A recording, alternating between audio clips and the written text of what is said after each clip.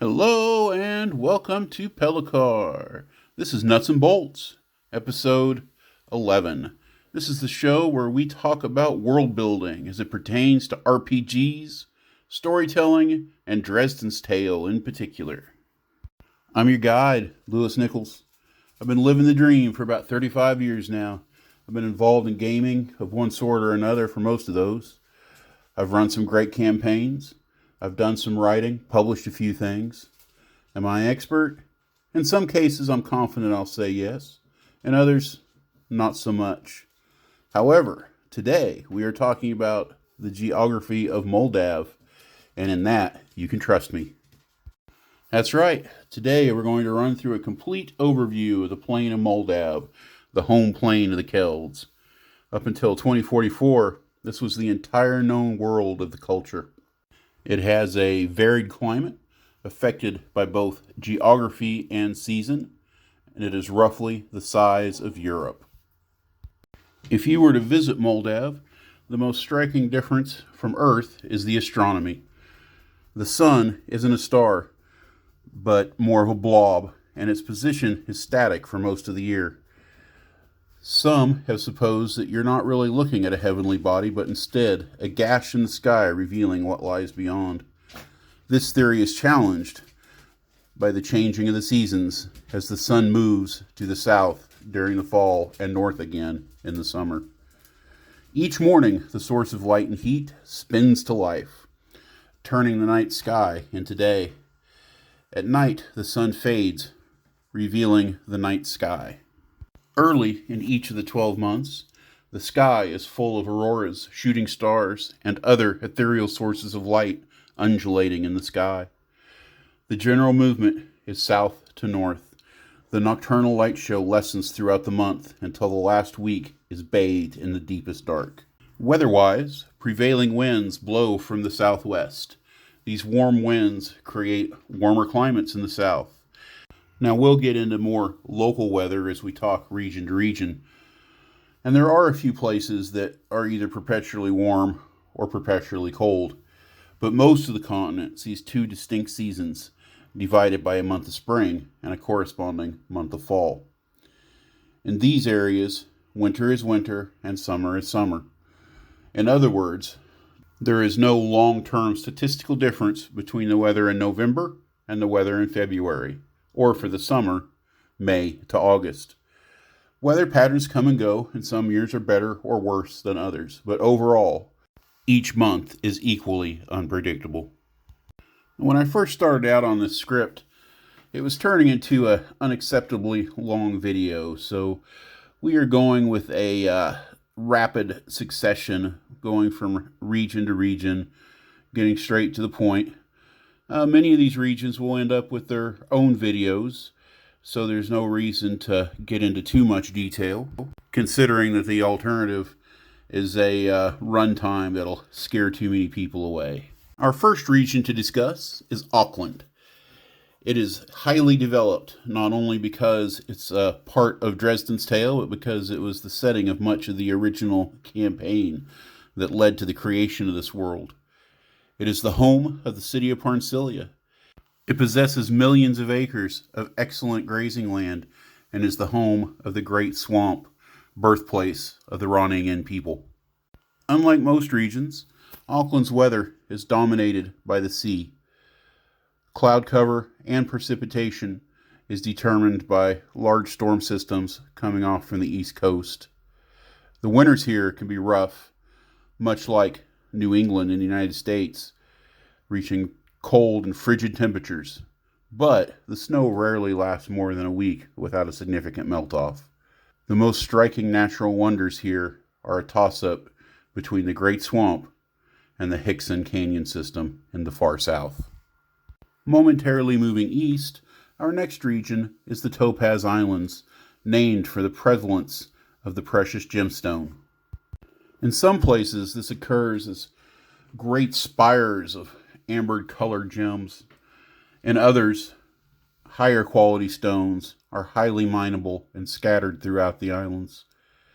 Now, the occurrence of precious things in Pellicar doesn't always equate to earth processes, but there is also a prevalence of granite on the islands. This combination has allowed the water giants who live here, and now the Velito that have moved in, to build great castles decorated in gemstones. The surrounding oceans moderate the climate, but snow is still common in the winter, especially at altitude, and these are mountainous islands. Now, hands down, the most striking feature of the islands is the Spear of Orlok, a spire of topaz jutting 200 feet out over the sea from a sheer granite cliff face. Shifting southwards, we're now going to look at the Foot, named because, well, on the map, it looks like a foot. Now, it's nice down here. Sandy beaches, hot climates, only the occasional storm coming in from the west. It's very close to a desert paradise. And civilization almost survived here through the fall of man. It came very close, so close that some families were able to return to their ancestral homes. Now, as of 2051, the area is still dangerous. There's hydras, there's sea monsters, there's lots of things to keep a warrior on his toes. Its largest city is Fort Kerwin, founded by the Maraudin clan, built near the Dozen King's Heel. This enormous thrust of sandstone juts out into the sea, roughly resembling part of a foot. Some say it is where the Dozen King once took form and came ashore to personally strip the Velito of magic. Moving north, we come to Arista. Very similar climate to Aukland. A little bit warmer maybe, definitely windier. The region is less susceptible to harsh winter storms, but during the summers it'll see an occasional hurricane coming up from the south. It's the home of Marvin's Point and the ruins of Patronsburg, although both are pretty much right on the border with Aukland. It was also the home of the Howl Kingdoms. It is also the most populated region, home of the Doomed clan and the Maraudin, as well as large populations from other clans living in Marvin's Point. Its greatest natural wonders are the Burrowed Hills near its southernmost shores. This stretch of rough country looks like blocks of Swiss cheese carved into low ranges of weather and sea-worn mountains. Moving from east to west along the southern extreme of the continent, we come first to Gelder and then to Kodos. There is a steady transition between the plains of Arista and the more densely forested areas of Kodos. There are many ways that these regions can be grouped together. Their weather is dominated by the prevailing winds from the southwest. They both suffer from multiple hurricanes in a given season. Both have large towns that constitute their largest population centers. Both are kind of holding pens for the Eastern Alliance. No clan, no population truly has much of a power base here. Geysers and steam rifts are both common in the area as well. Historically, as best anybody knows, Gelder has never amounted to much, but Kodos was once the most important region on Muldav. The Kodos kingdoms are things of legend with fairy tales, of stories of princes and kings and court intrigue.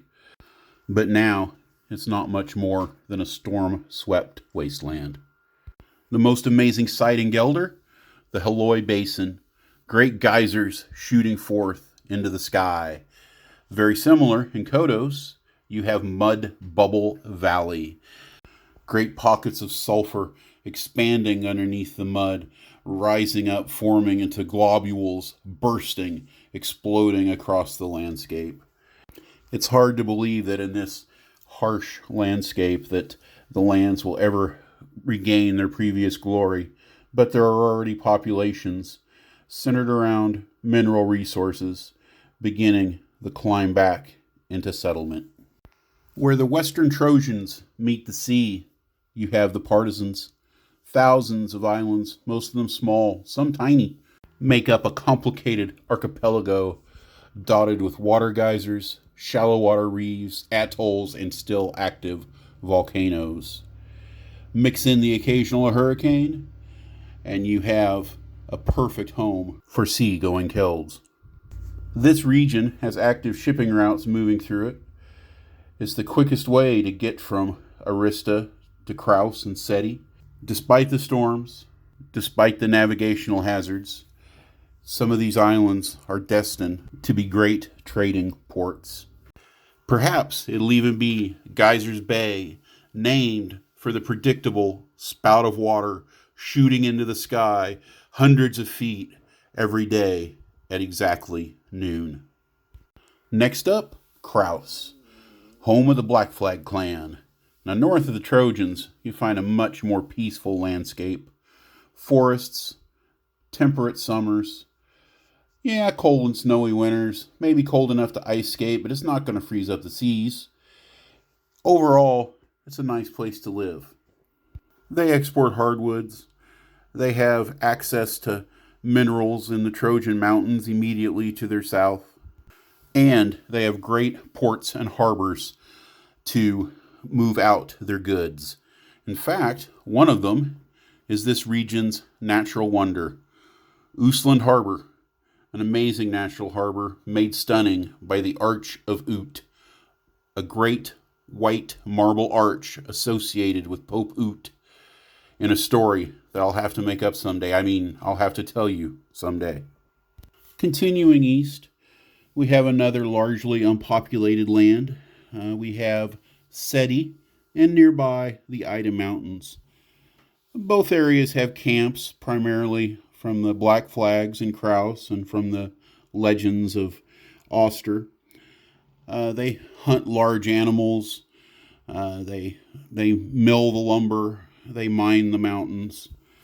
But for the most part, there's not a whole heck of a lot of population in this very climatically friendly region. Both clans use the area to send out their low-level adventuring teams to cut their teeth, to take on the giant skunks and the other relatively undangerous creatures. It's often said that a young man or young woman could easily walk from one side to the other with no real danger. So boring and unimpressive are these lands, we have to go to the border with the Trojan Mountains to find our natural wonder, the Dragon's Roost. The spire of granite shoots up 1,000 feet before it ends in a plateau, a perfect spot for some great winged beast to look down on you. Now, at the moment, there's no dragon up there. It's a crystal wyvern, but that's still pretty impressive.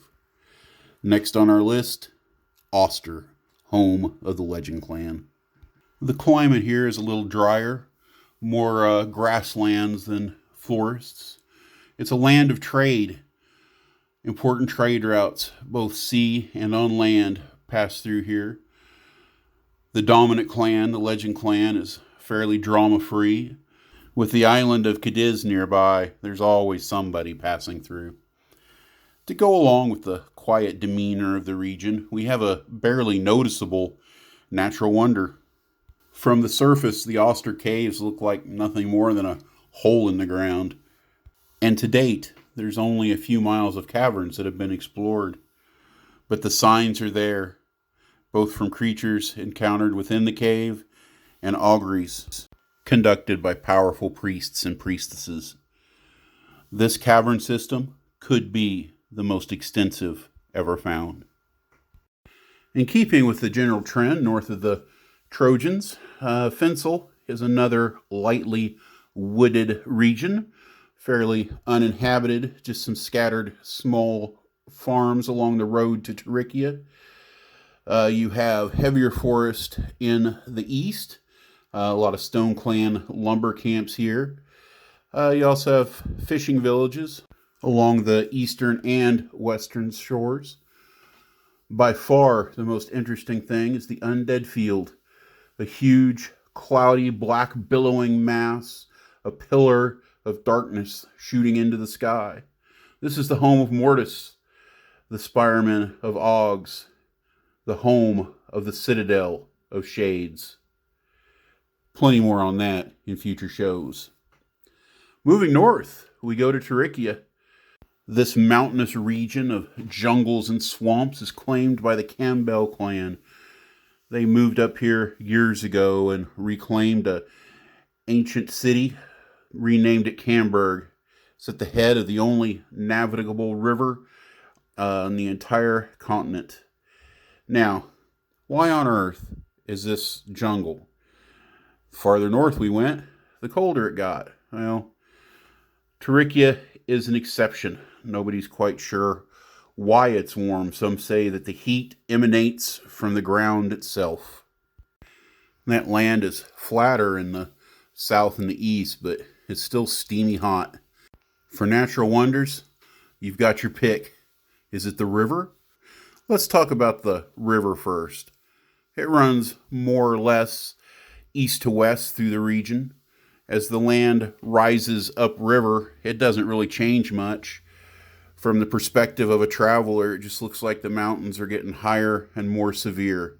Valleys deeper, the landscape rougher.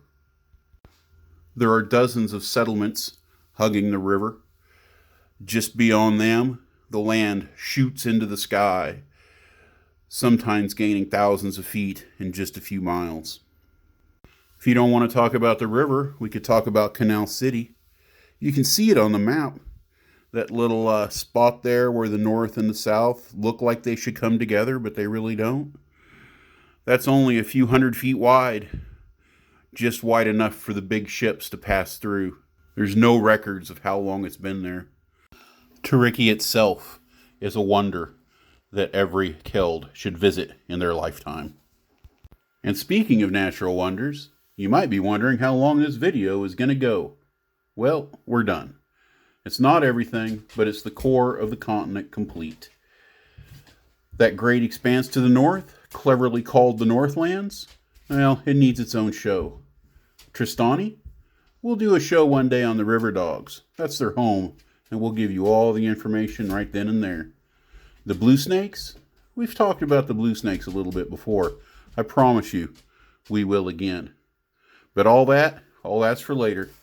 I'm so happy you could join me for this one. Glad you could spend a little time with me and allow me to tell you about my creation. Leave a like, share, visit me on Twitter, but most of all, I hope you all have an absolutely wonderful day.